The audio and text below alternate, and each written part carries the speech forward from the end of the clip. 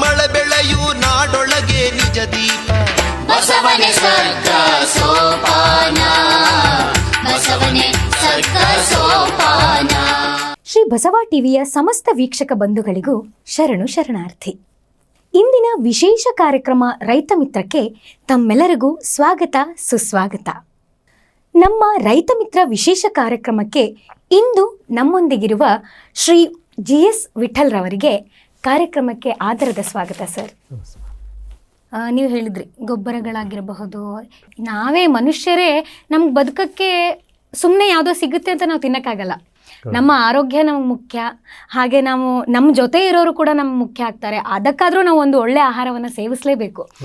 ಅಂತಹ ಆಹಾರದ ತಯಾರಿಕೆ ಅಂದರೆ ಈ ಬೀಜನೇ ಅದ್ರ ಮೂಲ ಆಗಿರೋದ್ರಿಂದ ತುಂಬ ಕೇರಿಂಗ್, ತುಂಬ ನಾವು ರಕ್ಷಣೆಯಿಂದ ಕಾಯ್ಕೊಂಡು ಅದನ್ನು ತುಂಬ ಸುರಕ್ಷಿತವಾಗಿ ಬೆಳೆಸಬೇಕಾಗತ್ತೆ. ಅಂತಹ ಧಾನ್ಯ, ಈಗ ನೀವು ಅಕ್ಕಿದೇ ಉದಾಹರಣೆ ತಗೊಂಡಿದ್ರಿಂದ ಆ ಅಕ್ಕಿ ಚೆನ್ನಾಗಿ ಬೆಳಿಬೇಕು, ಆರೋಗ್ಯವಾಗಿರಬೇಕು ಅಂತಂದರೆ ಗೊಬ್ಬರ ಅತಿ ಅವಶ್ಯಕ. ಈಗ ಗೊಬ್ಬರ ಅಂತ ಬಂದರೆ ಗೊಬ್ಬರಗಳಲ್ಲಿ ಏನು ವಿಧಗಳು? ನನಗೆ ಅಂದರೆ ಭತ್ತಕ್ಕೊಂದಿರುತ್ತೆ, ಜೋಳ, ಅದು ಇದು, ನಾವು ತುಂಬ ವಿಧಗಳಿದೆ ಬೆಳೆ ಅಂತ ಅಂದಾಗ. ಆ ಗೊಬ್ಬರಗಳನ್ನು ಹೇಗೆ ಸರಬರಾಜು ಆಗಿರಬಹುದು ಅಥವಾ ಹೇಗೆ ತಯಾರಿಕೆ ಸರ್ ಅದರದ್ದೆಲ್ಲ? ಮೇಡಮ್, ನಾನು ಎಲ್ಲ ಹೇಳಿದ್ದಲ್ಲ, ನಾನು ಮೊಟ್ಟ ಮೊದಲ ಅದಕ್ಕೆ ಹೇಳಿದೆ, ಇಲ್ಲಿ ಎರಡು ವಿಧದಲ್ಲಿ ನಾವು ನೋಡ್ತೀವಿ. ಒಂದು ಟ್ರೆಡಿಷ್ನಲ್ಲು, ಒಂದು ಇವತ್ತಿನ ಒಂದು ಮಾಡರ್ನೈಸೇಷನಿಗೆ. ಸೊ ನಮ್ಮಲ್ಲಿ ಭಾರತ ಸಂಪೂರ್ಣವಾಗಿ ರೈತ ಆಧಾರಿತ ದೇಶ. ರೈತರೇ ಜೀವನಾಡಿ, ರೈತರೇ ಬೆನ್ನೆಲುಬು ಅಂತೀವಿ. ಅದು ಯಾತಕ್ಕೂ ಅದು ಬರೀ ಮಾತಿನಲ್ಲಿದೆಯೋ ಏನೋ ಅನ್ನೋದು ಸ್ವಲ್ಪ ನನಗೆ ಇನ್ನೂ ಸ್ಪಷ್ಟತೆ ನನಗೆ ಸಿಗ್ತಾ ಇಲ್ಲ. ಕಾರಣ ಏನು ಅಂತೇಳಿದರೆ, ನಮ್ಮ ಸರ್ಕಾರದ ಒಂದು ವ್ಯವಸ್ಥೆ ಯಾವ ರೀತಿ ಆಗ್ತಾ ಇದೆ ಅಂತೇಳಿದರೆ, ಮುಂದಿನ ದೃಷ್ಟಿಕೋನದ ಅಡಿಯಲ್ಲಿ ಬರ್ತಾ ಇಲ್ಲೇನೋ ಅನ್ನುವಂಥ ಒಂದು ಸ್ವಲ್ಪ ಸಂಕುಚಿತ ಮನೋಭಾವನೆಯಿಂದನೇ ನಾನು ಕೇಳಬೇಕಾಗತ್ತೆ ಈಗ.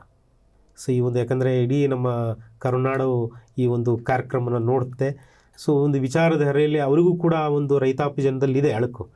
ಹೇಗೆ, ಯಾವ ರೀತಿ ಎಲ್ಲಪ್ಪ, ನಮಗೆ ಎಲ್ಲರೂ ರೈತರು ಅಂತಾರೆ, ನಾವೇ ಜೀವನಾಡಿ ಅಂತಾರೆ, ಆದರೂ ಕೂಡ ಒಂದು ಸ್ಪಷ್ಟತೆ ಇಲ್ಲ ಅನ್ನುವಂಥ ಕಾನೂನುಗಳು ಬಂದಿದ್ದಾವ ಅನ್ನುವಂಥದ್ದು ಅವರಲ್ಲಿ ಇದೆ. ನಾನು ಇದಕ್ಕೆ ಬಹಳ ಒಂದು ನಿಜವಾಗ್ಲೂ ಸೊಗಸಾದ ಒಂದು ಪ್ರಶ್ನೆನೇ ಕೇಳಿರುವಂಥದ್ದು. ಸೊ ಇಲ್ಲಿ ಮುಖ್ಯವಾಗಿ ಟ್ರೆಡಿಷನಲ್ ಆಸ್ಪೆಕ್ಟ್ಸಲ್ಲಿ ನೋಡಿದಂತಾಗ ನಮ್ಮ ತಂದೆಯವರು ಅಥವಾ ನಮ್ಮ ಹಿರಿಯರು ಎಲ್ಲರೂ ಕೂಡ ಏನಪ್ಪ ಅಂತ ಹೇಳಿದರೆ ಸಾವಯವ ಪದ್ಧತಿಯಲ್ಲೇ ಮಾಡ್ತಾಯಿದ್ರು, ಸಂಪೂರ್ಣವಾಗಿ ಸಾವಯವ. ಹಾಗಾದರೆ ಸಾವಯವ ಏನು? ಅವರೇ ಬೆಳೆದಿರುವಂಥದ್ದು. ಅಲ್ಲೇ ಹಿತ್ತಲ ಗಿಡ ಮದ್ದಲ್ಲ ಅಂತಾರಲ್ಲ, ಆ ರೀತಿಯಲ್ಲಿ ದನಗಳ ಒಂದು ಸಗಣಿ ಇರ್ಬೋದು, ಪಕ್ಷಿಗಳ ಇಕ್ಕೆ ಇರ್ಬೋದು, ಅಥವಾ ಕುರಿಯ ಇಕ್ಕೆ ಇರ್ಬೋದು, ಕಂಪೋಸ್ಟ್ ಇರ್ಬೋದು, ಅಥವಾ ನಮ್ಮ ಮನುಷ್ಯನ ಬಹಿರ್ದಾಸಿಗಂತ ಹೋಗಿರುವಂತಹ ಒಂದು ವಿಚಾರಧಾರೆಗೆ ಸಂಬಂಧಪಟ್ಟ ಪಿಟ್ ಇರ್ಬೋದು. ಸೊ ಇವೆಲ್ಲವೂ ಕೂಡ ನಮ್ಮ ಸಾವಯವ ಗೊಬ್ಬರದ ಮೂಲ. ಅದರಲ್ಲಿ ಬೆಳೆದಿರುವಂತಹ ಆಹಾರ ಪದಾರ್ಥಗಳು ಯಾವುದೇ ರೀತಿಯಲ್ಲೂ ಕೂಡ ಹಾನಿಕರ ಇಲ್ಲದೇ, ವಿಷಕಾರಾಂಶ ಇಲ್ಲದೇ ದಷ್ಟು ಪುಷ್ಟವಾಗಿ ನಮ್ಮ ಹಿರಿಯರೆಲ್ಲ ಬೆಳೀತಿದ್ರು. 100 ವರ್ಷದ ಮೇಲೆ ಆಯುಷನ್ನು ಹೊಂದಿದ್ರು. ಆದರೆ ಅದ್ಯಾಕೋ ಗೊತ್ತಿಲ್ಲ, ಹಸಿರು ಕ್ರಾಂತಿ ಅಂತ ಬಂದ ಮೇಲೆ ಮುಂದಿನ ದೃಷ್ಟಿಕೋನದಿಂದ ನಮ್ಮ ಒಂದು ಇಂಥ ದೊಡ್ಡ ಜನಸಂಖ್ಯೆ ಹೊಂದಿರುವಂಥ ಭಾರತದಲ್ಲಿ ನಮಗೆ ಈ ಒಂದು ರೀತಿಯಾದಂತಹ ಟ್ರೆಡಿಷ್ನಲ್ ವೇದಲ್ಲಿ ನಾವು ಭತ್ತವನ್ನು ಅಥವಾ ನಾವು ಬೆಳೆಯನ್ನು ಬೆಳೀಲಿಕ್ಕೆ ಆಗೋದಿಲ್ಲ, ಕಡಿಮೆ ಆಗುತ್ತೆ, ಆಹಾರ ಧಾನ್ಯವನ್ನು ಬೇರೆ ಕಡೆಯಿಂದ ತರಿಸ್ತಿರೋಕ್ಕೆ ಸಾಕಾಗಲ್ಲ ನಮಗೆ ಅನ್ನುವಂಥ ಉದ್ದೇಶದಿಂದ ಹಸಿರು ಕ್ರಾಂತಿ ಆಗುತ್ತೆ. ಆ ಹಸಿರು ಕ್ರಾಂತಿಯಲ್ಲಿ ಇವತ್ತಿನ ರಸಗೊಬ್ಬರ, ರಾಸಾಯನಿಕ ರಸಗೊಬ್ಬರಗಳು ಹಾಕಿಸ್ಬೇಕು. ಆದರೆ ಅದಕ್ಕೊಂದು ಅವತ್ತಿನ ದಿನಗಳಿಗೆ ಅದು ಅಲ್ಲಿ ಕರೆಕ್ಟ್ ಇತ್ತು, ಅವಶ್ಯಕತೆ ಇತ್ತು. ಆದರೆ ಅದನ್ನು ಮಿತಿ ಹೇರಬೇಕಿತ್ತು. ಫುಲ್ಲು ಓಪನ್ ಮಾಡಿಬಿಟ್ರು. ಸಂಪೂರ್ಣವಾಗಿ ಎಷ್ಟು ಬೇಕಾದರೂ ಕೂಡ ನೀವು ರಸಗೊಬ್ಬರನ ಹಾಕಿ ಉತ್ತಮವಾದಂಥ ಉತ್ತಾರನ್ನು ತೆಗೆದುಕೊಳ್ಳಿ ಅನ್ನುವಂತಹ ಸರ್ಕಾರದ ಘೋಷಣೆಗಳ ಒಂದು ಅಡಿಯಲ್ಲಿ ಅದು ಬರ್ತಾ ಹೋಯಿತು. ಇವತ್ತು ಹೇಗಾಗಿದೆ ಅಂತ ಹೇಳಿದರೆ, ಎಲ್ಲೂ ಹೊರದೇಶದಿಂದ ಬರುವಂತಹದ್ದೇ ಅದು. ಅವರು ಯಾವ ರೀತಿಯಾದಂತಹ ಒಂದು ರೇಟನ್ನು ಕೊಡ್ತಾರೋ ಆ ರೇಟನ್ನು ತೆಗೆದುಕೊಂಡು ನಮ್ಮ ಸರ್ಕಾರ ರೈತರಿಗೆ ಪೂರೈಸಬೇಕಾಗಿರುವಂಥ ಒಂದು ಕರ್ತವ್ಯ ಆಗಿಬಿಟ್ಟಿದೆ. ಅದು ಅನುಕೂಲ ಆಗಿದೆ. ಈಗ ಎಷ್ಟು ದೊಡ್ಡ ಅನಾನುಕೂಲ ಆಗಿದೆ ಅಂತ ಹೇಳಿದರೆ, ಆ ರೀತಿಯಲ್ಲಿ ಅಷ್ಟು ಮೊತ್ತದ ಹಣವನ್ನು ಸಂದಾಯ ಮಾಡಲಿಕ್ಕೆ ಆಗ್ತಾಯಿಲ್ಲ ಸೆಂಟ್ರಲ್ ಗೌರ್ಮೆಂಟಿಗೆ. ಆದ್ರೆ ಅದ್ರ ಜೊತೆಗೆ ನಮ್ಮ ಭೂಮಿ ಒಡಿತಾ ಇದೆ, ಭೂಮಿ ಬರಡಾಗ್ತಾ ಇದೆ, ಭೂಮಿ ವಿಷಕಾರದ ಅಂಶವನ್ನು ಕೂಡಿದೆ ಅನ್ನುವಂಥ ವಿಚಾರವನ್ನು ಇವತ್ತು ನಾವು ದೊಡ್ಡ ದೊಡ್ಡ ನಿಮ್ಮಂತಹ ಒಂದು ಮೀಡಿಯಾದ ಮೂಲಕ ನಾವು ಗೊತ್ತಾಗ್ತಾ ಇದೆ. ಹಾಗೆ ರೈತರಿಗೂ ಕೂಡ ಆಲ್ರೆಡಿ ಗೊತ್ತಾಗ್ಬಿಟ್ಟಿದೆ. ಯಾಕಂತ ಹೇಳಿದರೆ ಮೇಡಮ್ ಅವರೇ, ಇವತ್ತು ನಾನು ನೋಡ್ದಂಗೆ, ನಾನು ಸಣ್ಣವನಿದ್ದಾಗ 1 ಎಕರೆಗೆ 50 kg ನಾವು ಹೇಳಿದೆ, ನಿಮ್ಗೆ ಗೊತ್ತಿಲ್ಲ, ನಿಮಗೆ ಯಾವ ವಿಧದ ಗೊಬ್ಬರ ಅಂತ ಇದೆ ಅಂತ ಗೊತ್ತಿಲ್ಲ. 1 kg ನಾನು ಸಿಂಪಲ್ಲಾಗಿ ಹೇಳ್ತೀನಿ 50 kg. ಸೊ ಇದು ಯಾವುದು ಅನ್ನೋದು ರಸಗೊಬ್ಬರದ ಬಗ್ಗೆ ಹೇಳ್ತೀನಿ. ಈ ರಸಗೊಬ್ಬರದಲ್ಲಿ 2 ವಿಧ ಇರ್ತವೆ. ಮತ್ತೆ ಒಂದು ಮುಖ್ಯವಾಗಿ ನೈಟ್ರೋಫಾಸ್ಫೇಟು ಮತ್ತು ಡೈಅಮೋನಿಯಂ ಫಾಸ್ಫೇಟ್ ಅಂತ. ಸೊ ಈ ನೈಟ್ರೋಫಾಸ್ಫೇಟು ಸಂಪೂರ್ಣವಾಗಿ ಸಾರಜನಕ ಏನಿದೆ ಅಮೋನಿಯಂ ನೈಟ್ರೇಟ್ ರೂಪದಲ್ಲಿರುತ್ತೆ. ಭಾಗಶಃ ನೀರಲ್ಲಿ ಕರಿತಿದ್ದು, ಭಾಗಶಃ ಹಾಗೆ ಉಳಿತಿತ್ತು. ಹಾಗೆ ರಂಜಕ, ಇವೆರಡೂ ಕೂಡ ಇಂಪಾರ್ಟೆಂಟ್. ಸಾರಜನಕ ಮತ್ತು ರಂಜಕ. ರಂಜಕ ಪತ್ರ ಹರಿದ್ರೋಣವನ್ನು ಹಸಿರುಗೊಳಿಸುತ್ತೆ, ರಂಜಕ ಬೇರುಗಳನ್ನು ಸದೃಢಗೊಳಿಸಲಿಕ್ಕೆ. ಆಯಾ ಭೂಮಿಯ ಫಲವತ್ತತೆ ಆಧಾರದ ಮೇಲೆ ನಾವು ಗ್ರೇಡ್ಸ್ಗಳನ್ನು ಕೊಡ್ತೇವೆ. ಅದು ಸಾರಜನಕ ಮತ್ತು ರಂಜಕದ ರೂಪರೇಷೆಯ ಆಧಾರದ ಮೇಲೆ ಒಂದು 20-20-0. ನೀವು ಎಲ್ಲೋ ಕೇಳಿರೋದು, ಆನೆ ಮಾರ್ಕಿಂದ ಒಂದು ಸಿಂಬಲ್ ಇರುತ್ತೆ, ಫ್ಯಾಕ್ಟ್ ಅಂತ ಇರುತ್ತೆ. ಇದು ಒಂದು ಉದಾಹರಣೆ. ಹಾಗೆ 16-20 ಅದು ಸಾರಜನಕ 16%, 20% ಇದೆ. ಈ ಕಡೆ ನಿಮ್ಮ ಕಡೆ ಎಲ್ಲ ಸ್ವಲ್ಪ ಆನೆ ಮಾರ್ಕಿನ ಒಂದು ಗೊಬ್ಬರ, ರಸಗೊಬ್ಬರ 20-20 ಮತ್ತು ಅನ್ನುವಂಥದ್ದು ಭಾಳ ಇದೆ. ಸೊ ಇದು ಒಂದು ವಿಧ. ಇನ್ನೊಂದು ಡೈಅಮೋನಿಯಂ, ಅದು ಸಂಪೂರ್ಣವಾಗಿ ನೀರಲ್ಲಿ ಕರಗುವಂಥ ಇದು ಕೂಡ ರಸಗೊಬ್ಬರನೇ.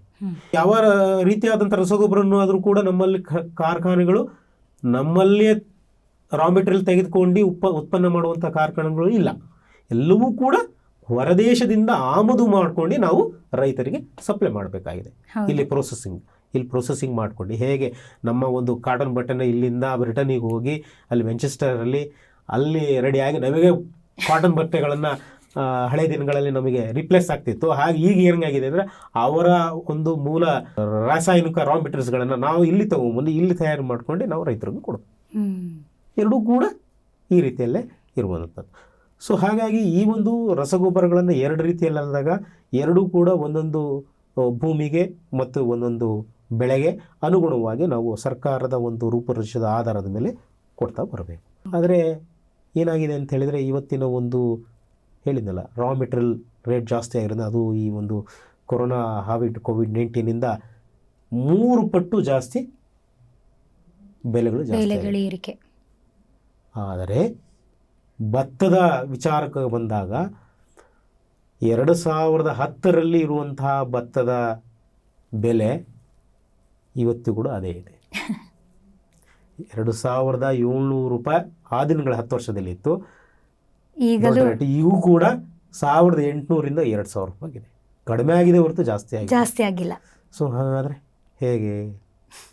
ನಿಜವಾಗ್ಲೂ ಇದು ಕೇವಲ ನಾವು ರೈತರ ಮಿತ್ತ ಕಾರ್ಯಕ್ರಮದಲ್ಲಿ ಮಾತ್ರ ಮಾತಾಡೋದು ಅಲ್ಲ ಮೇಡಮ್. ಇದರಲ್ಲಿ ನಿಜವಾಗಿಯೂ ಕೂಡ ಮುಂದಿನ ದಿನಗಳಲ್ಲಿ ನಮ್ಮ ಯುವ ಪೀಳಿಗೆಗೆ ನಾವೇನು ಕೊಡ್ತೀವಿ ಅನ್ನೋದು ಕ್ವಶನ್ ಮಾರ್ಕ್ ಆಗುತ್ತೆ. ನಮ್ಮ ಯುವ ಪೀಳಿಗೆಗೆ ನಾವೇನಾದರೆ ಒಳ್ಳೆಯ ಭೂಮಿಯನ್ನು ಕೊಡಲಿಲ್ಲ ಅಂದರೆ ನಿಜವಾಗ್ಲೂ ಬೈಯೋದಂತೂ ನಮ್ಮ ಹುಡುಗರು, ನಮ್ಮ ಜನ್ರೇಷನ್, ನಮ್ಮ ಅಪ್ಪ ಎಲ್ಲ ಕೊಡ್ತೀನಿ ನನ್ನಪ್ಪ, ವಿಷ ಭೂಮಿ ಕೊಟ್ಟು ಹೋಗ್ಬಿಡ್ನಲ್ಲಪ್ಪ ಅನ್ನುವಂಥ ಒಂದು ವಿಚಾರವನ್ನು ಮಾತ್ರ ಸತ್ತ ಹೇಳ್ತಾರೆ. ಖಂಡಿತ. ಅವಾಗ ನಾವು ನಿಜವಾಗ್ಲೂ ಅಲ್ಲಿ ಇರ್ತೀವಲ್ಲ, ನಾವು ನಮಗಂತೂ ಶಾಂತಿ ನೆಮ್ಮದಿ ಎಲ್ಲೂ ಸಿಗೋದಿಲ್ಲ. ಸೊ ಹಾಗಾಗಿ ನಾವು ನಮ್ಮ ಒಂದು ಇವತ್ತಿನ ಯುವ ಪೀಳಿಗೆ ಸ್ವಲ್ಪ ಎಚ್ಚೆತ್ಕೊಳ್ಬೇಕು. ಸರ್ಕಾರಕ್ಕೆ ನಾವು ಕೂಡ ತಿಳಿ ಹೇಳಬೇಕು. ಬರೀ ಸರ್ಕಾರನೇ ಮಾಡುವಂಥದ್ದಲ್ಲ ಇವು, ನಾವು ಎಚ್ಚೆತ್ಕೊಳ್ಬೇಕಾಗತ್ತೆ. ಸೊ ಮತ್ತೆ ನಾವು ಸಾವಯವ ಗೊಬ್ಬರಕ್ಕೆ ಬರಬೇಕಾಗತ್ತೆ. ಮಾತಾಡ್ತಾ ಹೇಳಿದ್ರಿ ನೀವೇ, ಅಂದರೆ ನಿಮ್ಮ ತಂದೆಯವರು ಉದಾಹರಣೆ ಕೊಟ್ರಿ, ಆಮೇಲೆ ಗೊಬ್ಬರಗಳನ್ನು ಈಗ ಹೇಗೆ ನಾವು ಪಡಿತಿದ್ದೀವಿ ಎಲ್ಲ ಹೇಳಿದ್ರಿ. ಈಗ ಯಾವುದೇ ಆದರೂ, ಈಗ ಸಾವಯವ ಆಗಿರಬಹುದು, ರಾಸಾಯನಿಕ ಆಗಿರಬಹುದು, ಅಥವಾ ಜೈವಿಕ ಅಂತಲೇ ತಗೊಳ್ಳೋಣ, ಈ 3 ಗೊಬ್ಬರಗಳಲ್ಲೂ ಅನುಕೂಲ ಮತ್ತು ಅನಾನುಕೂಲ ಇದೆ ಅಂತ ನಾನು ಭಾವಿಸಿದ್ದೇನೆ. ಇದೆ ಅಂತಾದರೆ ಅದು ಯಾವುದು ಸರ್? ನಾನು ಹೇಳಿದ್ನಲ್ಲ ಈಗೇನು, ಯಾವುದು ರಸಗೊಬ್ಬರಗಳಿಂದ ಅನಾನುಕೂಲಗಳು ಮೊದಲೇ ನಮಗೆ ಕಂಡಿಲ್ಲ. ಅದು ಅನುಕೂಲಗಳೇ ಜಾಸ್ತಿ ಇತ್ತು. ಎಲ್ಲಿವರೆಗೂ 2021ನೇ ಈ ಶತಮಾನಕ್ಕೆ ಕಾಲಿಡೋ ತನಕ ನಮಗೆ ಒಳ್ಳೆಯದೇ ಇತ್ತು. ಆದರೆ ಯಾವಾಗ ಅದರ ಬಗ್ಗೆ ಯಾವುದೇ ಒಂದು ವಸ್ತುನೇ ಆಗಲಿ ಒಳ್ಳೇದು ಮಾತ್ರ ನಮಗೆ ಕೆಟ್ಟದ್ದು ಮಾತ್ರ ಬೇಗ ಗೊತ್ತಾಗೋದಿಲ್ಲ, ಸ್ವಲ್ಪ ಟೈಮ್ ತೊಗೊಳುತ್ತದು. ಸೊ ಈಗ ಏನಾಗೈತೆ ಅಂದರೆ ಆಮ್ಲೀಯ ಅಂಶ ಜಾಸ್ತಿ ಆಗ್ತಾ ಇದೆ ಅಂತ ಹೇಳಿ ನಮ್ಮ ವಿಜ್ಞಾನ ಹೇಳ್ತಾ ಇದೆ ಭೂಮಿ. ಸೊ ಹಾಗಾಗಿ ಸಂಪೂರ್ಣವಾಗಿ ಇದು ಅಲ್ಲ, ಯಾವುದು ರಸಗೊಬ್ಬರಗಳು, ರಾಸಾಯನಿಕ ಗೊಬ್ಬರಗಳು ಮಿತಿ ಇದೆ ಎಲ್ಲವೂ ಅಷ್ಟೇ. ಇನ್ನು ಜಾಸ್ತಿ ನಾವು ಹಾಲನ್ನು ಕುಡಿದ್ರೆ ಏನಾಗುತ್ತೆ, ಅದು ಕೂಡ ವಿಷಾನೇ. ಸೊ ಹಾಗಾಗಿ ಇದರಲ್ಲಿ ಅನುಕೂಲಗಳಿದ್ವು, ಆದರೆ ಅದಕ್ಕೂ ಒಂದು ಮಿತಿ ಇತ್ತು. ಆ ಮಿತಿಯನ್ನು ದಾಟಿ ಬಂದಿದ್ದೇವೆ, ಹಾಗಾಗಿ ಅನಾನುಕೂಲಗಳು ಆಗಿದ್ದಾವೆ. ಸೊ ಹಾಗಾದರೆ ಈ ಅನಾನುಕೂಲಗಳನ್ನು ಹೇಗೆ ತೆಗೆದುಕೊಳ್ಳುವುದು, ಮತ್ತು ನಾವು ಸಾವಯವ ಗೊಬ್ಬರಗಳನ್ನು ಬಳಕೆ ಮಾಡೋಕ್ಕಾಗತ್ತೆ.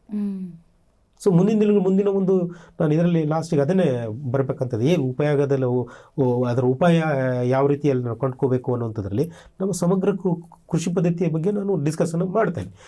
ಸೊ ಅದ್ರ ಜೊತೆಗೆ ಈ ಸಾವಯವ ಗೊಬ್ಬರದ ಬಗ್ಗೆ ಅನುಕೂಲಗಳೇ ಜಾಸ್ತಿ. ಹೌದು. ಹಾಗಾದರೆ ಸರ್ ಇದರಲ್ಲಿ ಅನಾನುಕೂಲಗಳು ಇಲ್ವಾ? ಅಲ್ಲೂ ಇದೆ. ಯಾಕೆ ಅಂತ ಹೇಳಿದರೆ ಇಲ್ಲಿ ನೋಡಿ, ನೀವು ಹೇಳಿದ್ರಿ ಫಸ್ಟಿಗೆ ಇಂಥ ಬೆಳೆಗೆ ಇಷ್ಟು ಪ್ರಮಾಣದ ಗೊಬ್ಬರವನ್ನು ಹಾಕಬೇಕು. ಹಾಗಾದರೆ ಯಾವ್ಯಾವ ಗೊಬ್ಬರದ ಪ್ರಮಾಣ ಅದು? ಹೌದು. ಗೌರ್ಮೆಂಟ್ ಆಫ್ ಇಂಡಿಯಾ ನಮಗೆ ವೈಜ್ಞಾನಿಕ ರೂಪರೇಷೆಗಳ ಒಂದು ಚಾರ್ಟನ್ನು ಕೊಟ್ಟಿದೆ, ಇಂತಿಂಥ ಬೆಳೆಗೆ ಇಂಥದ್ದು ಕೊಡಬೇಕು ಅಂತ. ಅದರಲ್ಲಿ ಸಾವಯವ ಗೊಬ್ಬರದಲ್ಲಿ ಏನಾಗುತ್ತೆ ಅಂತ ಹೇಳಿದರೆ ನೋಡಿ, ಒಂದು ಎಕ್ಸಾಂಪಲನ್ನು ಕೊಡ್ತೀವಿ. 1 ಟನ್ ಸಾವಯವ ಗೊಬ್ಬರದಲ್ಲಿ ರಂಜಕ ನಮಗೆ ಎಲ್ಲವೂ ಬೇಕು. ಮೂಲ ಗೊಬ್ಬರವೇ ಸಾರಜನಕ, ರಂಜಕ, ಪೊಟ್ಯಾಷ್ ಅಂತ ಕರಿತೀವಿ.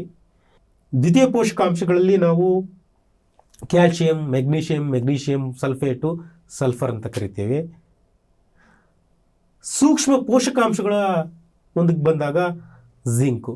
ಈಗೆಲ್ಲ ನಮಗೆ ಗೊತ್ತಿದೆ, ಜಿಂಕ್ ಅಂದ್ಕೊಳ್ಳಿ ಭಾಳ ಈಸಿ. ಯಾಕಂದರೆ ಕೋವಿಡ್-19 ಏನಿಲ್ಲ ಅಂದರೆ ಒಂದು ಜಿಂಕ್ ಮಾತ್ರೆಯನ್ನು ಕೊಡ್ತಿದ್ರು. ಸೊ ಜಿಂಕ್ ಮಾತ್ರೆ, ಹೌದಾ? ಸೊ ಇಲ್ಲೂ ಕೂಡ ಇದೆ.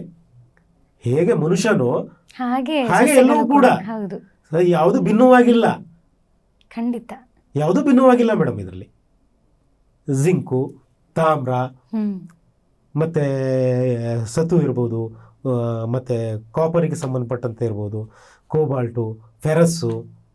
ಸೊ ಇವೆಲ್ಲವೂ ಕೂಡ ಬೇಕು. ಸೊ ಹಾಗಾದರೆ ಈ ಒಂದು ಸಾವಯವ ಗೊಬ್ಬರದಲ್ಲಿ 1 ಟನ್, ಒಂದು ಸಿಂಪಲ್ ಒಂದು ಎಕ್ಸಾಂಪಲನ್ನು ಕೊಡ್ತೇನೆ. ಸಾವಯವ ಗೊಬ್ಬರದಲ್ಲಿ ಎಷ್ಟು ಪ್ರಮಾಣದಲ್ಲಿ ಎಷ್ಟೆಷ್ಟು ಸಾರಜನಕ, ರಂಜಕ, ಪೊಟ್ಯಾಷು, ದ್ವಿತೀಯ ಪೋಷಕಾಂಶಗಳು ಮತ್ತು ಇರುತ್ತೆ ನೋಡಿರಿ. ಸಿಂಪಲ್ ಆಗಿ ಹೇಳಬೇಕು ಅಂದರೆ ಸಾರಜನಕ ಒಂದು ಇದರಲ್ಲಿ 20% ಇರುತ್ತೆ, 20 kg ಅಷ್ಟು ಇರುತ್ತೆ. ರಂಜಕ 8 ರಿಂದ 10 kg ಇರುತ್ತೆ. ಪೊಟ್ಯಾಷು 24 ರಿಂದ 28 kg ಅಷ್ಟು ಇರುತ್ತೆ. ಇದು ಮುಖ್ಯವಾಗಿ ಮೂಲ ಗೊಬ್ಬರದಲ್ಲಿ ಇರುವಂಥದ್ದು. ಸೊ ಇದಕ್ಕೆ ನಾವು ನೋಡ್ತಾ ಹೋದಾಗ ಸಂಪೂರ್ಣವಾಗಿ ನಾವು ಇಲ್ಲಿ ಇಷ್ಟು ಪ್ರಮಾಣದಲ್ಲಿದೆ. ಈಗ ನಮಗೆ ಭತ್ತಕ್ಕೆ ಅಥವಾ ರಾಗಿಗೆ ಇದಕ್ಕಿಂತ ಜಾಸ್ತಿ ಬೇಕಾಗಿರುತ್ತೆ ಅಥವಾ ಇದಕ್ಕಿಂತ ಕಡಿಮೆ ಬೇಕಾಗಿರುತ್ತೆ. ಇದರಲ್ಲಿ ಸಿಗೋದಿಲ್ಲ. ಇಷ್ಟನ್ನೇ ನಾವು ಡಿಫ್ರೆನ್ಸ್ ಮಾಡಿ ಹಾಕಬೇಕು ಅನ್ನೋದು ಗೊತ್ತಾಗಲ್ಲ. ಅದರಲ್ಲಿ ನಾವು ಜಾಸ್ತಿನೂ ಆಗ್ಬೋದು, ಕಮ್ಮಿನೂ ಆಗ್ಬೋದು. ಜಾಸ್ತಿ ಹಾಕಿದರೆ ಬೆಳೆ ಹಾನಿ ಆಗುತ್ತೆ, ಕಮ್ಮಿ ಹಾಕಿದರೆ ಇಳುವರಿಯಲ್ಲಿ ವ್ಯತ್ಯಾಸ ಆಗುತ್ತೆ. ಸೊ ಹಾಗಾಗಿ ಇದನ್ನು ಒಂದು ವೈಜ್ಞಾನಿಕ ತಳಹದಿಯಲ್ಲಿ, ವೈಜ್ಞಾನಿಕ ಪದ್ಧತಿಯಲ್ಲಿ ಅದನ್ನು ಪರ್ಸೆಂಟೇಜನ್ನು ಗ್ರಾಸ್ ಮಾಡುವಂಥ ಒಂದು ಟೆಕ್ನಾಲಜಿ ಗೌರ್ಮೆಂಟು ಕಂಡುಕೊಳ್ಬೇಕು. ಅವಾಗ ರೈತರಿಗೆ ಅನುಕೂಲ. ಇದು ಸಾವಯವ. ಈಗ ಗೊಬ್ಬರ ಬಗ್ಗೆ ಹೇಳಿದ್ರಿ. ಈಗ ಖಂಡಿತವಾಗ್ಲೂ ಗೊಬ್ಬರ ಇಲ್ಲದೆ ಇದ್ದರೆ ಆ ಆರೋಗ್ಯಯುತವಾದ ಒಂದು ಆಹಾರ ನಮಗೆ ಸಿಗಲ್ಲ. ಈಗ ಬರೀ ಗೊಬ್ಬರ ಹಾಕಿ ಬೆಳೆಸೋದು ಮಾತ್ರ ಅಲ್ಲ, ಆ ಬೆಳೆದ ಬೆಳೆಯನ್ನು ನಾವು ರಕ್ಷಣೆ ಮಾಡೋದು ಕೂಡ ಅತಿ ಮುಖ್ಯ. ಅಂದರೆ ಅದನ್ನು ನಾವು ಸುಮ್ಮನೆ ಹಿಂಗೆ ಬಿತ್ತಿ ಕುತ್ಕೊಳ್ಳಲ್ಲ ಯಾವ ರೈತನೂ ಕೂಡ. ಪ್ರತಿ ಕ್ಷಣನೂ ಕಣ್ಣಲ್ಲಿ ಕಣ್ಣಿಟ್ಟು ಅವ್ನು ಕಾಯ್ತಾ ಇರ್ತಾನೆ, ಬೇಲಿ ಹಾಕ್ತಾನೆ, ನೆರಳು ಮಾಡ್ತಾನೆ. ಕೆಲವೊಂದು ಸಸ್ಯಗಳಿಗೆ ಇದೇ ಥರದ ಪ್ರದೇಶ ಬೇಕು ಅಂತ ಇರುತ್ತೆ. ಸೊ ಅದಕ್ಕೆ ತಕ್ಕಂತೆ ಅವನು ಆ ರೀತಿ ತಯಾರು ಮಾಡ್ಕೊಂಡು ಭೂಮಿಯನ್ನು ಉಳ್ತಾನೆ, ಅದ್ರ ಬಗ್ಗೆ ಅದ್ರ ಸಲುವಾಗಿ ದುಡಿತಾನೆ. ಇಷ್ಟೆಲ್ಲ ಪರಿಶ್ರಮ ಇರೋವಾಗ ಒಂದು ಕೀಟ ಬಂದು ಅದನ್ನು ತಿಂದು ನಾಶ ಮಾಡ್ತು ಅಂತ ಹೇಳಿದ್ರೆ ಅವನು ಪಾಪ ತುಂಬಾನೇ ನಷ್ಟ ಅವನಿಗೆ. ಹೀಗೆ ಅದನ್ನ ನಾವು ಸಂರಕ್ಷಣೆ ಮಾಡಬೇಕು ಅಂದ್ರೆ ಕೀಟನಾಶಕ ಕೂಡ ತುಂಬಾ ಮುಖ್ಯ ಆಗುತ್ತೆ.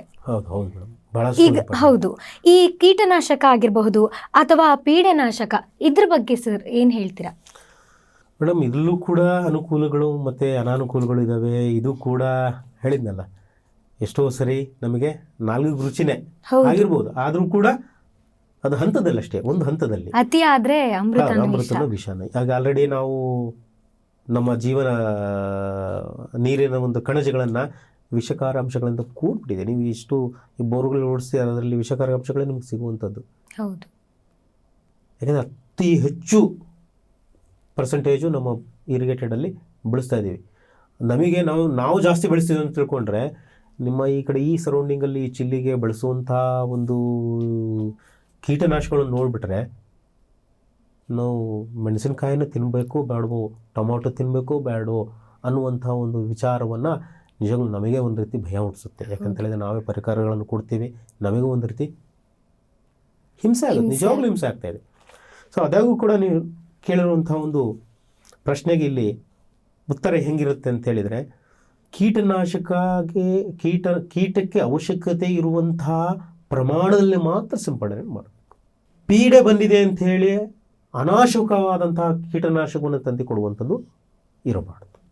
ಅದರಲ್ಲೂ ಕೂಡ ಏನಪ್ಪ ಅಂತ ಹೇಳಿದರೆ, ಗೌರ್ನಮೆಂಟ್ ಆಫ್ ಇಂಡಿಯಾ ಕೀಟನಾಶಕಗಳಿಗೆ ಕೆಲವೊಂದು ಚಿಹ್ನೆಗಳನ್ನು ಕೊಟ್ಟಿದೆ. ನೀಲಿ ಮಾರ್ಕಿನ ಸಿಂಬಲಲ್ಲಿ ಕೊಡುತ್ತೆ, ಹಳದಿ ಸಿಂಬಲ್ ಇರುತ್ತೆ, ಹಸಿರು ಇರುತ್ತೆ, ಹಾಗೆ ರೆಡ್.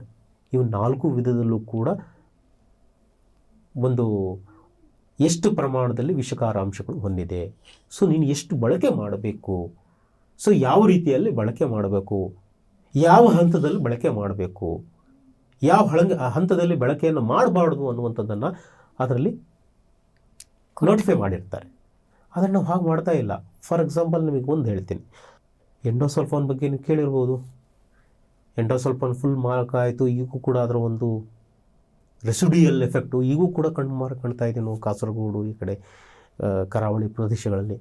ಹಾಗೆ ಮೊನೊಕೊಟೋಫಾಸ್ ಅನ್ನುವಂಥದ್ದು ಕೂಡ.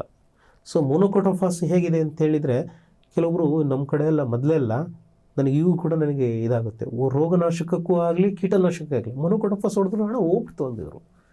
ಅಲ್ಲಪ್ಪ ಅದಕ್ಕೆ ಬಂದಿರೋದು ರೋಗ, ನೀನು ಮೊನೊಕೊಟೋಫಾಸ್ ಹೊಡಿತೀಯಲ್ಲಪ್ಪ ಅಂತ. ಹಣ ಇಲ್ಲಣ್ಣ ಎಲ್ಲದಕ್ಕೂ ಬಂದ್ಬಿಡುತ್ತೆ. ಇರಲಿ ಬಿಡು, ನಿನ್ನ ಒಂದು ಅಭ್ಯಾಸ ಕ್ರಮ ಹೇಗಿದೆ ಹಾಗೆ ಅಂಥೇಳಿ ನಾವು ಬಿಡ್ತಿದ್ವಿ. ಯಾಕೆ ಹಾಗೆ ಬಿಡ್ತಿದ್ವಿ ಅಂಥೇಳಿದರೆ, ನಮ್ಮ ಪರಿಕರ ಮಾರಾಟಗಾರರಲ್ಲೂ ಕೂಡ ಅವೈಜ್ಞಾನಿಕವಾದಂಥ ಒಂದು ವಿಚಾರ ಹೊಂದಿದ್ರು. ಯಾಕೆಂತೇಳಿದರೆ ಎಲ್ಲರೂ ಕೂಡ ವಿದ್ಯಾಭ್ಯಾಸವನ್ನು ಮಾಡಿರಲಿಲ್ಲ. ಅವಿದ್ಯಾವಂತರು ಇದ್ದರೂ ಕೂಡ ಅದರ ಬಗ್ಗೆ ನಾಲೆಡ್ಜ್ ಇರಲಿಲ್ಲ. ಯಾಕಂದರೆ ಎಲ್ಲವೂ ಕೂಡ ಸೈಂಟಿಫಿಕ್ ಕೆಮಿಕಲ್ ಕಂಪೋಸಿಷನ್ ಇಂದ ಒಂದು ವಿಚಾರ ಬಂದಿರುವಂಥದ್ದು. ಹೌದು. ಆದರೆ ಲಾಸ್ಟಿಗೆ 2015ರಲ್ಲಿ ಭಾರತ ಸರ್ಕಾರ ಯಾರ್ಯಾರು ಪರಿಕರಗಳ ಮಾರಾಟಗಳನ್ನು ಇಂಥ ಔಷಧಿಗಳನ್ನು ಮಾರಾಟ ಮಾಡ್ತಿದ್ದಾರೋ ಅವರು ಸಂಪೂರ್ಣವಾಗಿ ಅವ್ರಿಗೆ ನಾವು ಜ್ಞಾನಾರ್ಜನೆಯನ್ನು ಕೊಡಬೇಕು. ಎಲ್ಲವೂ ಕೂಡ ನಮ್ಮ ಕೃಷಿ ಇಲಾಖೆಯಿಂದ ಆಗೋದಿಲ್ಲ. ಸೊ ಎಲ್ಲರೂ ಎಲ್ಲ ರೈತರು ಕೃಷಿ ಇಲಾಖೆಗೆ ಬರೋದಿಲ್ಲ.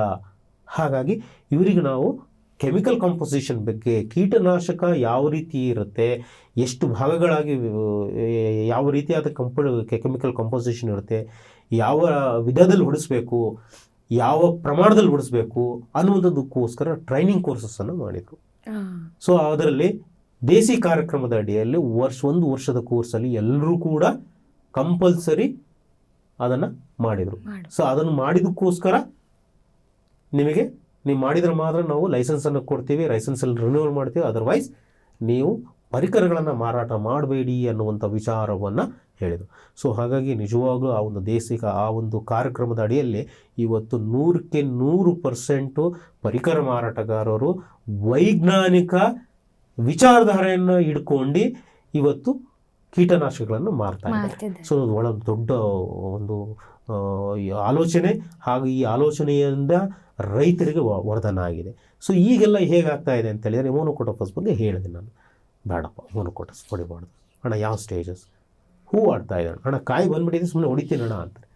ನೋಡಿ ಅದರ ಎಫೆಕ್ಟ್ ಹೆಂಗಿರುತ್ತೆ ಅಂದರೆ, ಆ ಒಂದು ಫಾರ್ ಎಕ್ಸಾಂಪಲ್ಲು ಅವರೇಕಾಯಿ ಅಂತ ತಿಳ್ಕೊಳ್ಳೋಣ. ಅವರೇಕಾಯನ್ನು ಹೆಂಗೆ ಕೀಳ್ತಾರೆ, ನಾಳೆ ಕೀಳ್ಬೇಕು, ಇವತ್ತು ಹೊಡಿತಾರೆ, ಕಿತ್ಕೊಂಡ್ಬರ್ತಾರೆ. ನಾವೇನು ಮಾಡ್ತೀವಿ, ಭಾಳ ರುಚಿಕರ ಇದೆ ಅಂತೇಳಿ, ಭಾಳ ಚೆನ್ನಾಗಿದೆ, ಅದ್ರಲ್ಲಿ ಹುಳ ಇಲ್ಲ ಅಂತೇಳಿ ತೊಗೊಂಡ್ಬಿಡ್ತೀವಿ. ಅದರ ಅಂಶ ಹೋಗಿರಲ್ಲ ಮೇಡಮ್, ಅದರ ಅಂಶ 1 ತಿಂಗಳವರೆಗೂ ಇರುತ್ತೆ. ಹಾಗಾದರೆ ಯೋಚನೆ ಮಾಡಿ, ಹೌದಾ? ಸೊ ಇದು ಮಿತಿ. ಹೌದು. ಸೊ ಯಾವ ಒಂದು ಟೈಮಲ್ಲಿ ಹೊಡಿಬೇಕು, ಹೊಡಿಬಾರ್ದು. ಸೊ ಇದನ್ನು ನಾವು ರೈತರಿಗೆ ಕೊಟ್ಟರೆ ಅದರವರಿಗೆ ಸಂಪೂರ್ಣವಾದಂಥ ಮಾಹಿತಿಯನ್ನು ಸ್ಪಷ್ಟವಾಗಿ ನಾವು ಒದಗಿಸಿದಾಗ ರೈತರು ಕೂಡ ಎಜುಕೇಟೆಡ್ ಆಗ್ತಾರೆ. ಹೌದು. ಸೊ ಅದ್ರ ಜೊತೆಗೆ ಏನಪ್ಪ ಅಂತ ಹೇಳಿದರೆ ನಮ್ಮ ಒಂದು ಮಾನವ ಜೀವನ ಏನಾದ್ರು ಬಹಳ ದೊಡ್ಡ ಒಂದು ಆಸ್ತಿ ನಮಗೆ, ಹೌದಾ, ಅಷ್ಟು ಸುಲಭ ಬರೋದಿಲ್ಲ. ಸೊ ಈ ಒಂದು ಇದರಲ್ಲಿ ನೋಡಿಕೊಂಡಾಗ ನಮಗೆ ಸಂಪೂರ್ಣವಾಗಿ ರೈತರಿಗೆ ಈ ರೀತಿಯಾದಂಥ ಮಾಹಿತಿಗಳನ್ನು ಕೊಟ್ಟಾಗ ಅವರಿಗೆ ಇತಿಮಿತಿಯಲ್ಲಿ ಬಳಕೆ ಮಾಡಿದರೆ ತಪ್ಪಿಲ್ಲ. ಅನುಕೂಲ ಮತ್ತು ಅನಾನುಕೂಲ ಎರಡೂ ಕೂಡ ಇದರಲ್ಲೇ ಇರುತ್ತೆ. ಸೊ ಎಷ್ಟು ಪ್ರಮಾಣದಲ್ಲಿ ಹೊಡಿಸ್ಬೇಕು ಅಷ್ಟು ಹೊಡಿಬೇಕು, ಅದನ್ನು ಬಿಟ್ಟು ಹೊಡೆದ್ರೆ ಸಂಪೂರ್ಣವಾಗಿ ಅನಾನುಕೂಲ ಆಲ್ರೆಡಿ ಆಗ್ಬಿಟ್ಟಿದೆ. ಹೌದು. ಸೊ ಅದರಲ್ಲೂ ಕೂಡ ಮಾಹಿತಿಯನ್ನು ಕೊಡಬೇಕು. ಸೊ ಈ ಒಂದು ಇದರಲ್ಲಿ ರೆಡ್ ಮಾರ್ಕ್ ಇದೆಪ್ಪ, ಭಾಳ ಕಡಿಮೆ ಯೂಸ್ ಮಾಡು ಅಂತೇಳಿ. ಸೊ ಆದರೆ ಏನಾಗಿದೆ ಅಂತ ಹೇಳಿದರೆ ರೈತರಲ್ಲಿ ಕೃಷಿ ಇಲಾಖೆಯಲ್ಲಿ ಸಬ್ಸಿಡಿ ಇರೋದರಿಂದ ಕೆಲವೊಂದು ನಾವು ಪರಿಕರ ಮಾರಾಟಗಳಿಗೆ ₹1 ಇದ್ದರೆ ಅಲ್ಲಿ ₹50 ಸಿಗ್ಬಿಡುತ್ತೆ ಅಥವಾ 50 ಪೈಸೆಗೆ ಸಿಗುತ್ತೆ. ಜಾಸ್ತಿ ಹಾಕ್ಕೊಂಡು ಹೊಡೆದ್ಬಿಡೋಣ ಅನ್ನುವಂಥ ಮನೋಭಾವನೆ ರೈತರು ಕೂಡ ಭಾಳಷ್ಟು ಇದೆ. ಸೊ ಇದರಲ್ಲಿ ಒಂದು ಇತಿಮಿತಿಯಲ್ಲಿ ಇರಬೇಕು ಅಂತ ನನ್ನ ಒಂದು ಭಾವನೆ. ಓಕೆ. ಈಗ ನೀವು ಕೀಟನಾಶಕಗಳ ಬಗ್ಗೆ ಎಲ್ಲ ಹೇಳಿದ್ರಿ ಸರ್, ಅದರ ಉಪಾಯಗಳು ಅಂತಲೇ ಹೇಳ್ಬೋದೇನೋ. ಅದನ್ನ ಬಿಟ್ಟು ಈಗ ನೀವು ಈಗ ಮಾತಾಡ್ತಾ ಹೇಳಿದ್ರಿ ಸಬ್ಸಿಡಿ ಬಗ್ಗೆ. ಆ ಸಬ್ಸಿಡಿ ಬಗ್ಗೆ ನಿಮ್ಮ ಅಭಿಪ್ರಾಯ ಆಗಿರಬಹುದು, ಅಥವಾ ಅದು ಅಂದರೆ ಸಬ್ಸಿಡಿ ಅಂದ್ರೆ ಈಗ ಸರ್ಕಾರ ಹಾಗೆ ರೈತರ ಮಧ್ಯೆ ಏನು ನಡೀತಿದೆ ಅದ್ರ ಬಗ್ಗೆ ನಿಮ್ಮ ಅಭಿಪ್ರಾಯ ಸರ್? ಮೇಡಮ್, ಈಗ ಸಬ್ಸಿಡಿ ಮೆಟೀರಿಯಲ್ಗಳನ್ನು ಪರಿಕರ ಇದರಲ್ಲಿ ಕೃಷಿ ಇಲಾಖೆಯಿಂದ ಕೊಡ್ತಾ ಇದ್ದಾರೆ.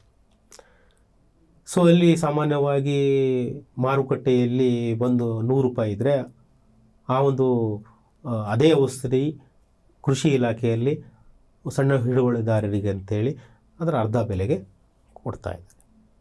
ಆದರೆ ನನ್ನ ಪ್ರಕಾರ ಸಬ್ಸಿಡಿ ಈ ರೀತಿಯಲ್ಲಿ ಕೊಡೋದಕ್ಕಿಂತನೂ, ಏನು ಬೀಜ ಪರಿಕರಗಳು ಕೀಟನಾಶಕಗಳು ಕೊಡೋಕ್ಕಿಂತನೂ ಒಳ್ಳೆಯ ಯಂತ್ರೋಪಕರಣಗಳನ್ನು ಸಬ್ಸಿಡಿ ದರದಲ್ಲಿ ಕೊಟ್ಟರೆ ಒಳ್ಳೆಯದು ಅಂತೇಳಿ ಆಲ್ರೆಡಿ ಕೊಡ್ತಾ ಇದ್ದಾರೆ.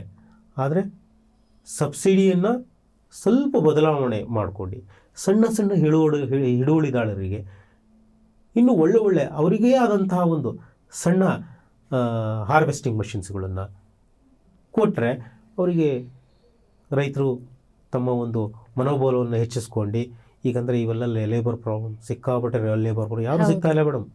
ಯಾರೂ ಕೂಡ ನಿಮಗೆ ₹1000 ಕೊಡ್ತೀನಿ ಅಂದರೂ ಕೂಡ ಇವತ್ತು ಒಂದು ಕೆಲಸಕ್ಕೆ ಬರೋದಿಲ್ಲ. ಹೌದು, ಆ ಪರಿಸ್ಥಿತಿ ರೈತಾಪಿ ವರ್ಗದಲ್ಲಿದೆ. ಆಮೇಲೆ ಮುಖ್ಯವಾಗಿ ಏನಾಗಿದೆ ಅಂತ ಹೇಳಿದರೆ, ಈಗಿನ ಜನ್ರೇಷನ್ ಏನಿದೆ ರೈತಾಪಿ ಅದೊಂದೇ, ನೆಕ್ಸ್ಟ್ ಜನ್ರೇಷನ್ ಇಲ್ಲ. ಹೌದು, ಎಲ್ಲರೂ ಕೂಡ ವಿದ್ಯಾವಂತರಾಗಬೇಕು, ಟೇಬಲ್ ವರ್ಕಿಗೆ ಸೀಮಿತವಾಗಿರುವಂಥ ಒಂದು, ನನ್ನ ಮಗನೂ ಕೂಡ ಟೇಬಲ್ ವರ್ಕಲ್ಲೇ ಇರಬೇಕು. ಯಾರೂ ಕೂಡ ಇವತ್ತು ಯಾವ ಪೊಲಿಟಿಷಿಯನ್ ಆಗಲಿ ಯಾರೇ ಆಗಲಿ ಡಾಕ್ಟ್ರು ಇಂಜಿನಿಯರ್ ಆಗಬೇಕು ಅಂತ ಬಯಸ್ತಾನೆ ಹೊರತು ನನ್ನ ಮಗ ರೈತಾಪಿ ಆಗಬೇಕು ಅನ್ನುವಂಥದ್ದು ಮನೋಭಾವ ಬಹಳಷ್ಟು ಕಡಿಮೆ ಆಗ್ತಾ ಇದೆ. ಸೊ ಇವೆಲ್ಲವೂ ಕೂಡ ಇದಕ್ಕೆ ಕಾರಣ ಅಂತ ನಾನು ಹೇಳ್ತೀನಿ. ಈಗ ನಾವು ತುಂಬ ಈ ಗೊಬ್ಬರಗಳು ಅಂತ ಬಂದಾಗಲೇ ಬರೀ ಗೊಬ್ಬರಗಳ ಬಗ್ಗೆನೇ ನಾವು ಎಷ್ಟೋ ಸಮಸ್ಯೆಗಳನ್ನು ನೋಡಿದ್ವಿ. ಅಂದರೆ ಅನುಕೂಲಗಳು ಇವೆ, ಅನಾನುಕೂಲಗಳು ಇವೆ.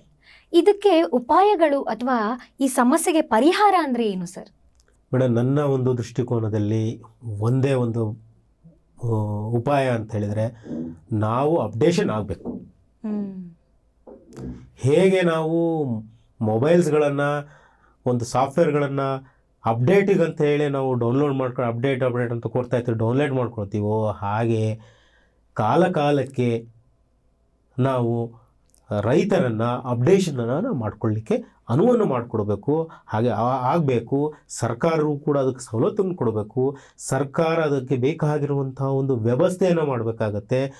ಅದು ಕೇವಲ ಒಂದು ಇಲಾಖೆಯಿಂದ, ಕೃಷಿ ಇಲಾಖೆಯಿಂದನೇ ಮಾತ್ರ ಸಾಧ್ಯ ಇಲ್ಲ. ಅದು ಪರಿಕರ ಮಾರಾಟಗಾರರು ಕೂಡ ಬಹಳ ಒಂದು ಪ್ರಮುಖವಾದಂಥ ಒಂದು ಹಂತದಲ್ಲಿರ್ತಾರೆ ಅನ್ನುವಂಥ ವಿಚಾರವನ್ನು ಹೇಳಲಿಕ್ಕೆ ಪಡ್ತೀನಿ. ಅಪ್ಡೇಷನ್ ಅಂದರೆ ಏನು? ಆಧುನೀಕರಣ ಅಥವಾ ನವೀಕರಣಗೊಳ್ತಾ ಇರಬೇಕು ಅವಾಗ. ಹೇಗೆ ಫಾರ್ ಎಕ್ಸಾಂಪಲ್ ನಾನು ಹೇಳಿದೆ ಮೇಡಮ್, ಇವತ್ತು ರಾಸಾಯನಿಕ ಗೊಬ್ಬರಗಳನ್ನು ಕೊಂಡ್ಕೊಳ್ಳಿಕ್ಕೆ ಆಗ್ತಾ ಇಲ್ಲ.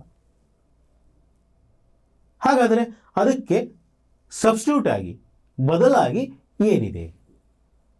ಸೊ ಈಗ ಒಂದು ಉದಾಹರಣೆಯನ್ನು ಕೊಡ್ತೀನಿ ಮೇಡಮ್. ನಾನು ಪೊಟ್ಯಾಷ್ ಬೇಕು. ಮೂಲ ಗೊಬ್ಬರದಲ್ಲಿ ಸಾರಜನಕ, ರಂಜಕ, ಪೊಟ್ಯಾಷ್ ಇವಿಲ್ಲದೇನೋ ಬೆಳೆಗಳು ಬರೋದೇ ಇಲ್ಲ. ಆದರೆ ಈಗಿಲ್ಲ. ಈಗ ನಮಗೆ ಜಸ್ಟ್ 6 ತಿಂಗಳ ಹಿಂದೆ ಒಂದು ಬ್ಯಾಗಿಗೆ 700 ರೂಪಾಯಿ ಇತ್ತು ಪೊಟ್ಯಾಶ್, 50 kg ಬ್ಯಾಗಿಗೆ. ಇವತ್ತು ಎಷ್ಟಿದೆ ಗೊತ್ತಾ ಮೇಡಮ್? 1700 ರೂಪಾಯಿ ಇದೆ. ಹಾಗಾದರೆ ಒಂದು ಮೂಟೆ ಭತ್ತದ ಬೆಲೆ ಏನಾದರೆ 2 ಪಟ್ಟು ಜಾಸ್ತಿ ಆಗಿದೆಯಾ? ಅಕ್ಕಿ ರೇಟ್ ಏನಾದರೂ ಜಾಸ್ತಿ ಆಗಿದೆ? ನೀವು 45ರಿಂದ 50 ರೂಪಾಯಿ ಕೊಂಡ್ಕೋಬೋದು ಇಲ್ಲಿನ ಒಂದು ಇದರಲ್ಲಿ. ಬೇಡ 70 ರೂಪಾಯಿ ಹೈಯೆಸ್ಟ್. 100 ರೂಪಾಯಿ ಏನಾದರೂ ಆಗಿದೆಯಾ? ಇಲ್ಲ. ಹಾಗಾದರೆ ಹೌದಪ್ಪ, ಮತ್ತು ಇದಕ್ಕೇನಪ್ಪ ಆಧುನೀಕರಣ ಏನು ಮಾಡ್ತೀಯಾ ನೀನು ಅನ್ನುವಂಥ ಒಂದು ಯೋಚನೆ ಸಹಜ ಅದು. ಈಗ ನಾವು ಏನಾದರೂ ಇಲ್ಲಿ ರೈತರು, ನಮ್ಮ ರೈತ ಬಾಂಧವರು ಇದ್ದಾಗ ಹೇಳ್ತೀಯಲ್ಲಪ್ಪ ಆಧುನೀಕರಣಕ್ಕೆ ಹೋಗಂತ, ಆಧುನೀಕರಣ ಆಗಬೇಕು ಅಂತೇಳಿ. ಹಾಗಾದರೆ ಹೇಗೆ ಅಂತ ಹೇಳಿದರೆ ನಮ್ಮ ಸರ್ಕಾರಗಳು ಎಚ್ಚೆತ್ಕೊಳ್ಬೇಕು. ಈಗಾದರೂ ನಮ್ಮಲ್ಲೇ ಇರುವಂತಹ ಹಿತ್ತಲುಗಳ ಮದ್ದಲ್ಲ ಅಂತ ಬಿಟ್ಟಿದ್ದೀವಲ್ಲ, ಅದನ್ನು ತೆಗೆದುಕೊಳ್ಬೇಕು. ಈಗ ನಾವು ಒಂದು ಯಾವುದೋ ಕಂಪ್ನಿಯಿಂದ ಹೆಸರು ಹೇಳಿದರೆ ಅದು ಮಾರ್ಕೆಟಿಂಗ್ ಸ್ಟ್ರಾಟಜಿ ಆಗಿಬಿಡುತ್ತೆ ಅನ್ನೋಂಥ ತಿಳ್ಕೊಬೋದು. ಅದರ ಒಂದು 2-3 ಕಂಪ್ನಿಗಳು ಮೊಲಾಸಸ್ಸಿಂದ ಪೊಟ್ಯಾಷನ್ನು ತೆಗಿತಾ ಇದ್ದಾರೆ. ಸೊ ಮೊಲಾಸಸ್ ಹೇಗೆ ಬರುತ್ತೆ? ಕಬ್ಬಿನಿಂದ. ಸೊ ಕಬ್ಬಿನಿಂದ ಏನು ಬರ್ತದೆ? ಫ್ಯಾಕ್ಟ್ರೀಸ್ಗಳಿದ್ದಾವೆ. ಶುಗರ್ ಫ್ಯಾಕ್ಟ್ರೀಸು ಕೂಡ ಇನ್ನೂ ಕೂಡ ಪೇಮೆಂಟನ್ನು ಮಾಡಿಲ್ಲ ಕೆಲವೊಬ್ಬರು. ಹೌದು. ಅದ್ರ ಬಗ್ಗೆ ನಾವು ಸದನದಲ್ಲಿ ಮತ್ತು ರೈತಾಪಿ ಇದರಲ್ಲಿ ನಾವು ಪೇಪರ್ಸ್ಗಳೆಲ್ಲ ನೋಡ್ತಿದ್ದೀವಿ ಮೇಡಮ್. ಹೌದಾ? ನಿಮ್ಮ ಚಾನಲ್ಗಳು ಒಂದು ಸರಿ ಇಲ್ಲ, ನಾನು ನೋಡಿದೆ, ಅದು ಒಂದು ವಿಚಾರದಲ್ಲಿ ಡಿಸ್ಕಷನ್ ಮಾಡ್ತಾಯಿದ್ರು, ಒಂದು 6 months ಬ್ಯಾಕ್ ಇರ್ಬೋದು. ಈ ಒಂದು ಪರಿಸ್ಥಿತಿ ಇರಬೇಕಾದ್ರೆ ನಾವು ಅದನ್ನು ಹೇಗೆ ಒಂದು 3-4 ಕಂಪ್ನಿಗಳು ಆ ಪೊಟ್ಯಾಷ್ ಅನ್ನುವಂಥ ಪೊಟ್ಯಾಷನ್ನು ಮೊಲಾಸಸ್ಸಿಂದ ತೆಗೆದಿದ್ದಾರೆ. ಸಾಮಾನ್ಯವಾದಂಥ ಪೊಟ್ಯಾಷು 60 ಗ್ರೇಡ್ ಇರುತ್ತೆ, ಇದರಲ್ಲಿ 14.5% ಅಂತ ಹೇಳ್ತಾಯಿದ್ರು. ಮೊನ್ನೆ ಒಂದು 4-5 ಕಂಪ್ನಿಗಳು ನನ್ನ ಒಂದು ಪರಿಕರ ಮಾರಾಟ ಸ್ಥಳಕ್ಕೆ ಬಂದು ಹಿಂಗಿದೆ ಅಂತ ಹೇಳಿದ್ರು. ಸೊ ಅಲ್ಲಿ ಎಚ್ಚೆತ್ಕೊಳ್ಬೇಕು ಸರ್ಕಾರ ಅಂತಾವುದೇ. ಸೊ ಇದರಿಂದ ಏನಾಗುತ್ತೆ? ರೈತರಿಗೆ ಬೆಲೆ ಹೆಚ್ಚು ಮಾಡ್ಬೋದಾ? ಕಬ್ಬಿನ ಬೆಲೆಯನ್ನು ತಕ್ಷಣ ಕಬ್ಬಿನಲ್ಲಿಂದ ಬಂದಿರುವಂಥ ಲಾಭವನ್ನು ಈ ರೀತಿಯಾದ ಪೊಟ್ಯಾಷನ್ನ ಕೆರೆ ನೀರನ್ನು ಕೆರೆ ಹಚ್ಚಲು, ಸಿಂಪಲ್. ಕೆರೆ ನೀರನ್ನು ಕೆರೆ ಹಚ್ಚಲು ಖಾಲಿ ಆಗುತ್ತಾ ಅವಾಗ? ಇಲ್ಲಲ್ಲ. ಸೊ ಈ ರೀತಿಯಲ್ಲಿ ಒಂದು ಉದಾಹರಣೆಯನ್ನು ನಾನು ನಿಮಗೆ ಕೊಟ್ಟೆ, ಹೇಗೆ ಮೊಲಾಸಸ್ನಿಂದ ಪೊಟ್ಯಾಷ್ ತಯಾರಕ್ಕೆ. ಎರಡನೇದು ಸಾವಯವ ಗೊಬ್ಬರದ. ಈಗ ನಾನು ಹೇಳಿದೆ ಸಾವಯವ ಗೊಬ್ಬರದಿಂದಲೇ ಪರ್ಸೆಂಟೇಜ್ ಅಂತ ಹೇಳಿದೆ. ಸೊ ಇಲ್ಲಿ ಅಧಿಕ ಇರ್ತೈತೆ ಬೆಳೆಗೆ, ಆ ಬೆಳೆಗೆ ಅಧಿಕ ಇರ್ಬೋದು, ಅಥವಾ ಇನ್ನೊಂದು ಬೆಳೆಗೆ ಕಡಿಮೆ ಆಗಿರ್ಬೋದು. ಸೊ ಆ ಗ್ರೇಡನ್ನು ಮಾಡಿ ಪರೀಕ್ಷೆಯನ್ನು ಮಾಡಿಸ್ಬೇಕು. ನಿನ್ನ ಒಂದು ಸಾವಯವ ಗೊಬ್ಬರ ಇದಿಷ್ಟೇನಪ್ಪ, ಹಾಗಾದರೆ ನಿಂದು ನಾನು ಮಾಡ್ತೀನಿ, ಇಷ್ಟು ಇದಿರ್ತೈತೆ, ಈಗ ಇಷ್ಟು ಪ್ರಮಾಣದಲ್ಲಿ ಹಾಕ್ಬೋದು ಅನ್ನೋಂಥದ್ದು ನಿಮ್ಗೆ ತಿಳಿ ಹೇಳ್ತೀನಿ ಅಂತ. ಇದ್ದಾವೆ, ಅದನ್ನು ಹೇಗಿದ್ದಾವೆ? ಇವತ್ತು ಪರೀಕ್ಷೆ ಕೊಟ್ಟರೆ 1 ತಿಂಗಳು ಬೇಕು. ಹಾಗಾಗಬಾರ್ದು. ಇನ್ಸ್ಟೆಂಟ್ ಇವತ್ತಾಗಿರೋ ಬೆಳಗ್ಗೆ ಅವ್ರಿಗೆ ಹೇಳ್ಬಿಡ್ಬೇಕು ನೀವು. ಸೊ ಇದು ಆಧುನಿಕೀಕರಣಗೊಳ್ಬೇಕು, ನವೀಕರಣಗೊಳ್ಬೇಕು. ಸೊ ಇನ್ನು ಮುಖ್ಯವಾಗಿ ಹೇಳಬೇಕು ಅಂತ ಹೇಳಿದರೆ ಯಂತ್ರೋಪಕರಣಗಳ ಬಳಕೆ. ವೆರಿ ಸಿಂಪಲ್ ಆಗಿ ಭಾಳಷ್ಟು ತೊಂದರೆ ಆಗ್ತಾ ಇದೆ ಅಂತ ಹೇಳಿದರೆ ಮೇಡಮ್, ಒಂದು ಭತ್ತದ ಒಂದು ವಿಚಾರವನ್ನು ತೆಗೆದುಕೊಂಡ್ರೆ ಹಾರ್ವೆಸ್ಟಿಂಗ್ ಮಿಷಿನ್ಗಳು ಸಿಗ್ತಾಯಿಲ್ಲ. 1 ಎಕರೆಗೆ ಲಾಡ್ಜಿಂಗ್ ಆಗ್ಬಿಡ್ತು, ಮಳೆ ಬೆಳೆಯಿಂದ ಫುಲ್ಲು ಬಿದ್ದುಬಿಡ್ತು ಭತ್ತ ಬಿತ್ಕೊಳ್ಳೇ 1 ಎಕರೆಗೆ 2,500 ರೂಪಾಯಿ ಆಗುವಂಥ ಕಾಲದಲ್ಲಿ 9,000ದಿಂದ 10,000 ರೂಪಾಯಿ ಮಷಿನ್ಗಳಿಗೆ ಕೊಟ್ಟಿದ್ದಾರೆ. ಹಾಗಾದ್ರೆ ಅವ್ನಿಗೆ ಏನು ಉಳಿಯುತ್ತೆ?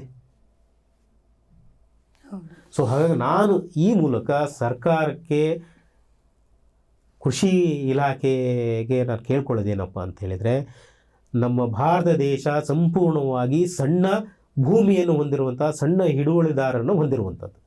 ಅವರಿಗೆ ನೀವು ಇವತ್ತು ಕೈ ಟ್ರ್ಯಾಕ್ಟ್ರಿಗೆ ಕೊಟ್ಟಿರುವಂಥ ಟ್ರ್ಯಾಕ್ಟರ್ಗಳು ಸಬ್ಸಿಡಿ ಕೊಡ್ತೀರಾ, ಆದರೆ ಆ ಟ್ರ್ಯಾಕ್ಟ್ರಿಗೆ ಸಣ್ಣ ಪ್ರಮಾಣದಲ್ಲಿ ಒಂದು 1 ಎಕರೆ ಇದೆಯಾ ಅಷ್ಟೇ ಅವನು ಹಾರ್ವೆಸ್ಟ್ ಮಾಡಿಕೊಂಡು ಮನೆಯಲ್ಲಿರಬೇಕು.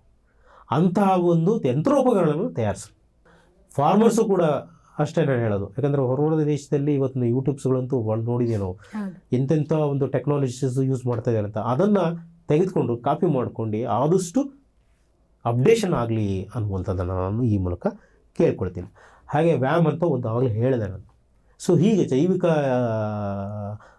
ಗೊಬ್ಬರಗಳನ್ನು ಬಳಕೆ ಮಾಡಿ ಆದಷ್ಟು ರಾಸಾಯನಿಕ ಗೊಬ್ಬರವನ್ನು ಕಡಿಮೆ ಮಾಡ್ಕೊಂಡು, ಇದಾಗಲ್ಲ ಸಾವಯವ ಗೊಬ್ಬರಗಳನ್ನು ಇಟ್ಕೊಂಡು ಸಮಗ್ರ ಕೃಷಿಯನ್ನು ಮಾಡ್ಕೋಬೇಕು ಅನ್ನುವಂಥದ್ದು ನನ್ನ ಒಂದು ಪ್ರಾರ್ಥನೆ, ಅನಿಸಿಕೆ. ನೋಡಿದ್ರಲ್ಲ ವೀಕ್ಷಕರೇ, ಇಲ್ಲಿಯವರೆಗೂ ಶ್ರೀ GS ವಿಠ್ಠಲ್ರವರು ಎಷ್ಟೋ ವಿಚಾರಗಳನ್ನು ನಮ್ಮೊಂದಿಗೆ ಹಂಚಿಕೊಂಡ್ರು. ಅದು ಹಂಚಿಕೊಳ್ಳೋದು ಮಾತ್ರ ಅಲ್ಲ, ಎಷ್ಟೋ ರೈತರಿಗೆ ಸಲಹೆ ಕೂಡ. ಇವರ ಮಾತಿನಿಂದ ಎಷ್ಟೋ ಸಮಸ್ಯೆಗಳಿಗೆ ಪರಿಹಾರ ಸಿಕ್ಕಿದೆ ಅಂತ ನಾನು ಅನ್ಕೋತೀನಿ. ಇನ್ನೂ ಹೆಚ್ಚು ಹೆಚ್ಚು ಈ ತರಹದ ಕಾರ್ಯಕ್ರಮಗಳನ್ನು ಹೊತ್ತು ನಾವು ಬರ್ತೀವಿ. ಇಂದಿನ ರೈತ ಮಿತ್ರ ವಿಶೇಷ ಕಾರ್ಯಕ್ರಮಕ್ಕೆ ಆಗಮಿಸಿದಂತಹ ನಮ್ಮ ಶ್ರೀ GS ವಿಠಲ್ರವರಿಗೆ ಇಡೀ ಬಸವ ಟಿವಿಯ ವತಿಯಿಂದ ಅನಂತಾನಂತ ಧನ್ಯವಾದಗಳು ಸರ್. ಧನ್ಯವಾದಗಳು. ಹೀಗೆ ಹಲವಾರು ಒಳ್ಳೆಯ ವಿಚಾರದೊಂದಿಗೆ ಮುಂದಿನ ಸಂಚಿಕೆಯಲ್ಲಿ ಮತ್ತೆ ನಾವು ನಿಮ್ಗೆ ಸಿಗ್ತೀವಿ. ಅಲ್ಲಿಯವರೆಗೂ ನಿರಂತರವಾಗಿ ನೋಡ್ತಾ ಇರಿ ನಿಮ್ಮ ಶ್ರೀ ಬಸವ ಟಿವಿ. ಇದು ಸಂಸ್ಕಾರದ ಬೆಳಕು. ಶರಣು ಶರಣಾರ್ಥಿ. ಪಾಮಳ ಬೆಳೆಯು ನಾಡೊಳಗೆ ನಿಜ ದೀಪ ಬಸವನೆ ಸ್ವರ್ಗ